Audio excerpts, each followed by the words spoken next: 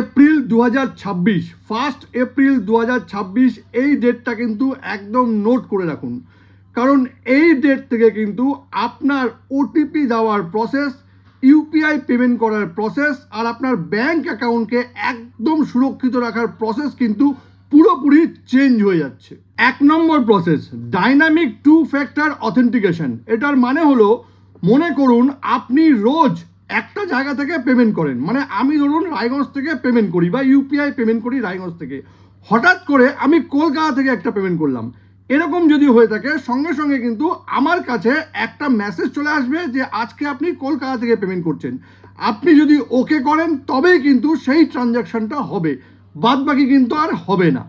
Second প্রসেসটা হলো যে ব্যাংকিং যে অ্যাপ থাকে বা ইউপিআই যে অ্যাপ থাকে সেই অ্যাপের স্ক্রিনশট বা স্ক্রিন রেকর্ডিং করা কিন্তু পুরোপুরি বন্ধ হয়ে যাবে, কারণ অনেক সময় স্ক্যামার কি করে, এনিডেক্সের মতন প্রসেস ইউজ করে আপনার যে স্ক্রিন রেকর্ড আছে ব্যাংকিং যে অ্যাপটা আপনি ইউজ করেন বা সেটা স্ক্রিনশট নিয়ে কিন্তু তারা আপনার যে ব্যাংকিং অ্যাপ আছে সেটার অনেক সময় হ্যান্ডলিংটা নিয়ে নিতে পারে। সেই জন্যই কিন্তু স্ক্রিন রেকর্ড, কোনো ব্যাংকিং অ্যাপে স্ক্রিন রেকর্ড বা স্ক্রিনশট নেওয়া পুরোপুরি বন্ধ হয়ে যাচ্ছে।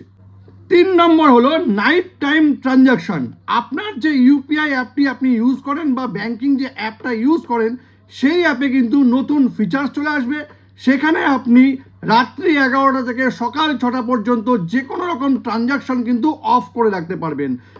কোনো ব্যক্তি যদি আপনার পাসওয়ার্ড জেনেও যায় আর আপনি যদি সেটা লক করে রাখেন, তবে রাত 11টার পর থেকে সকাল 6টা পর্যন্ত কোনো রকম কোনো ট্রানজ্যাকশন সে কিন্তু আর করতে পারবে না, যদি সে আপনার পাসওয়ার্ড জানে তাও করতে পারবে না। 4 নম্বর প্রসেসটা হলো অটো ডিটেকশন।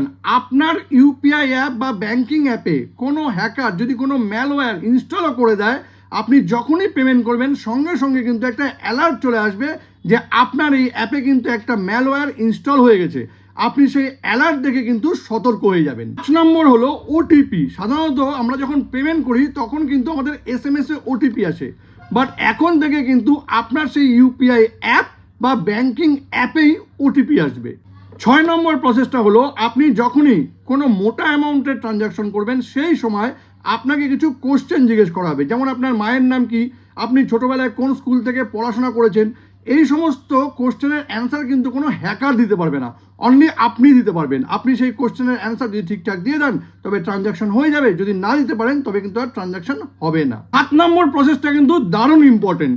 আপনি যখনই কোনো ইউপিআই ট্রানজ্যাকশন করবেন বা ব্যাংকিং অ্যাপ দিয়ে কোনো ট্রানজ্যাকশন করবেন, আমরা যেভাবে মোবাইলটা ইউজ করি সেই বিহেভিয়ারিক্যাল প্যাটার্ন দেখে তবেই কিন্তু সেই ট্রানজ্যাকশনটা হবে, কারণ হ্যাকার যদি আপনার ফোনটা হ্যাক করে নিয়ে সেই ট্রানজ্যাকশন করার চেষ্টা করে, তার যে ব্যাংকিং অ্যাপ থেকে পেমেন্ট করার যে বিহেভিয়ারিক্যাল প্যাটার্ন হবে, তার টাইপিং স্পিড আরও যে সমস্ত কিছু আছে, আপনার যে বিহেভিয়ারিক্যাল প্যাটার্নটা হবে হ্যাকারের কিন্তু সেটা হবে না।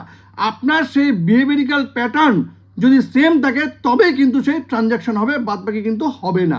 8 নম্বর প্রসেসটা হলো, আপনি যখনই কোনো ট্রানজ্যাকশন করবেন সেই সময় কিন্তু আপনার আধার অথেন্টিকেশন চাইতে পারে বা আপনার বায়োমেট্রিক দিতে হতে পারে বা আপনার ফেসটা স্ক্যান করে তবেই কিন্তু সেই পেমেন্ট হবে সেই ইউপিআই বা ব্যাংকিং যে অ্যাপটা আপনি ইউজ করেন সেই অ্যাপের মাধ্যমে, আদারওয়াইজ কিন্তু হবে না। এই দারুণ ইনফরমেশনটি যদি কখনো আপনার কাজে লেগে থাকে তবে কিন্তু এটাকে অবশ্যই শেয়ার করবেন। আর এরকম নতুন নতুন ইনফরমেটিভ ভিডিও পেতে প্লিজ সাবস্ক্রাইব আমার চ্যানেল সাবজেক্ট সম্রাটকে। Thank you.